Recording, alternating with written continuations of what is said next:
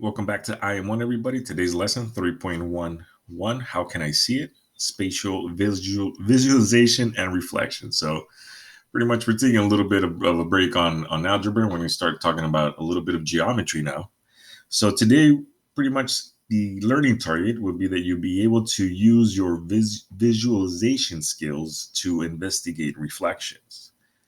So the first thing we're going to do today, so pretty much again, this is more of a geometry unit, or section actually. So we're going to start talking about how we can see things in space, right? And then we've been looking at the Cartesian plane or the X and Y plane, as you guys know it, right? Your X and Y, sorry, X and Y, and that's pretty much like your flat plane, right? This is a two-dimensional plane, okay? And then if you guys think about three-dimensional space, which is pretty much what we live in, right? We would have another axis called the z-axis, right? But for right now, we're just focusing on the simpler one, which is just the two-dimensional one, right? So again, we're still going to be going back and forth between 2D and 3D, so make sure you guys are paying attention, right? So let's look at problem 3.1 or 3.1, building boxes. So a box is a three-dimensional space, right? Which of the nets diagrams below would form a box with a lid if it was cut out and folded along the interior lines? And be prepared to explain your answer, right? So when it means the interior lines, what happens if we fold something in between here, right? Like these are the interior lines right there. Okay.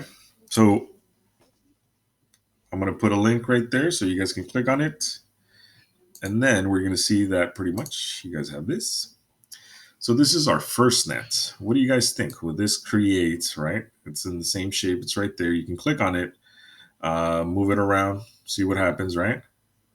So you can move it in three-dimensional space. And then click on it, see if you guys can create a box. So if we click on all the objects here, we can obviously see this creates an open lid box, right? So let's go back to the worksheet, and then there we can say this shape creates an open lid box, right? So yes, it does. So this is pretty much what we're looking for, right? So now let's look at B. Now again, if you guys go back to the website, here where it says CPM 3D nets, you guys can clearly see right there that you can pick a different nets, right? So select nets, and then here, this is part B, right? So let's look at part B now. And you guys can leave it there if you want to. Close it up. Let's close it. So again, interior lines, this would be interior line, this would be interior line. Let's see what happens. So that one gets folded right there. This is another interior line, right? And then again, let's keep folding this to see what happens. And this creates a box with a lid, right? So creates a box with a lid.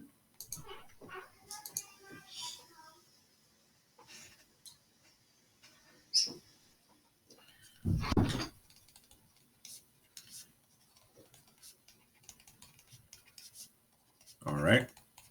Okay, let's look at problem C again. So again, the interior lines would be right here. Let's see what kind of shape we get once we pretty much start folding across those. So again, let's select the different nets, which is this one right here. And again, if we start folding, right, if you guys just start clicking on stuff, oh, we notice that actually we have another box with an open lid. All right. So again, let's go back. So we have a box with an open lid. So it creates a box with an open lid.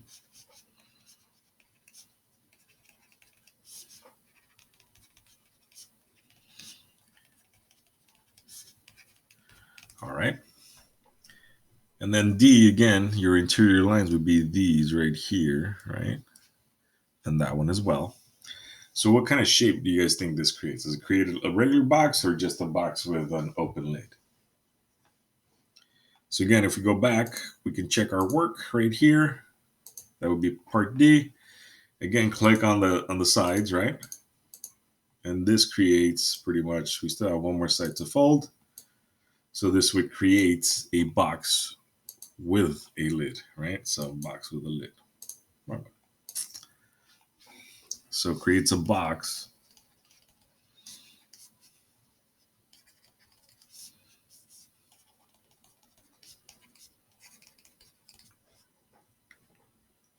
All right. And now let's look at the next problem. Have you ever noticed what happens when you look in a mirror? Have you ever tried to read words while looking in a mirror? What happens? Discuss this again. Think about it for a little bit, right? Then write the following words as they look. If you were to held a book up to a mirror, would you notice anything this interesting? All right.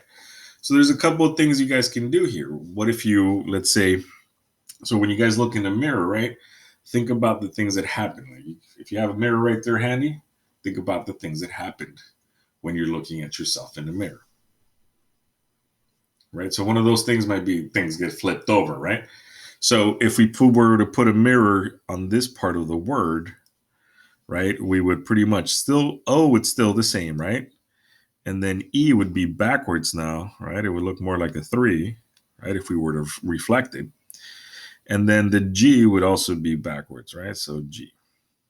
Okay, so that's one thing that could happen. All right. If we were to reflect it across another line, right? If I were to put the mirror down here, then I would have something a little bit different, right? So O still stays the same. E still stays the same, right? Kind of looks still the same. But the G would be, again, flipped over, right? So you get the point. All right. Now let's look at the next. Let's look at B. Let's see what happens, right? So on this one again, we can't see like any new words being created, right? So this is pretty much still a backwards GEO, and then this is an OEG. So let's see what happens if we put a mirror here, right? Then the letter closest to the mirror is going to appear first, right? And then everything else, oops. So star, and then that one, if it gets spelled right backwards, it says rats, pretty much. All right, so that would be one way to reflect it. If you do it the other way, again, this would still be an S.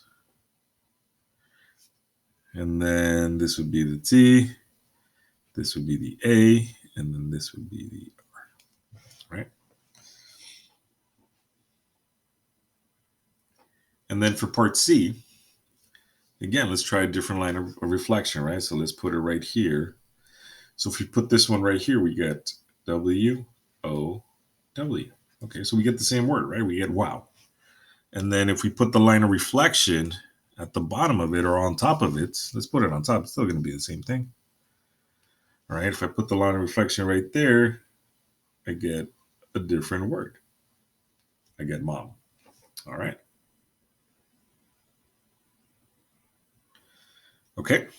And now when Kenji spun the flag, so problem 3-3, when Kenji spun the flag shown it right very quickly about its pull, he noticed that a three-dimensional shape emerged.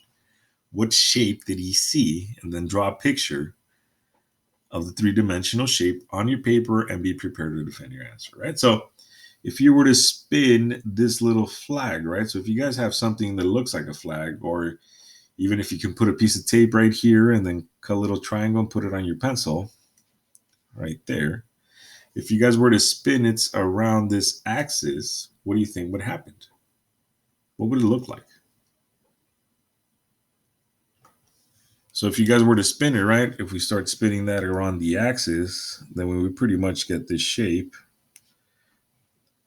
that most of you guys should be familiar with that looks like a cone, right? So we got a cone.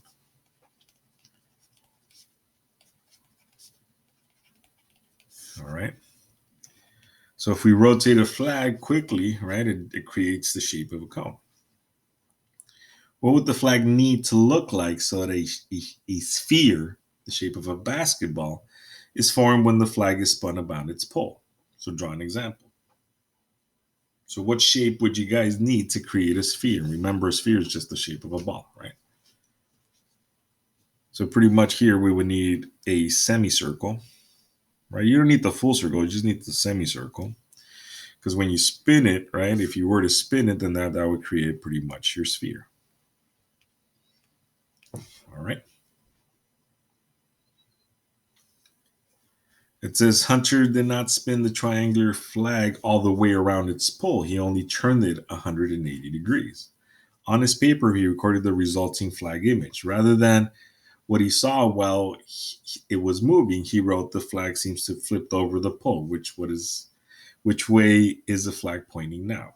So again, so Hunter, right? So he has this flag, and then he just pretty much he spun it 180 degrees, right? So he didn't go a full turn; he just went a half turn. And when he did that, he ended up with this flag right there, right? So what shape pretty much did he create now? So actually, which way is just the flag pointing now? So in this case, it's just pointing to the left, right?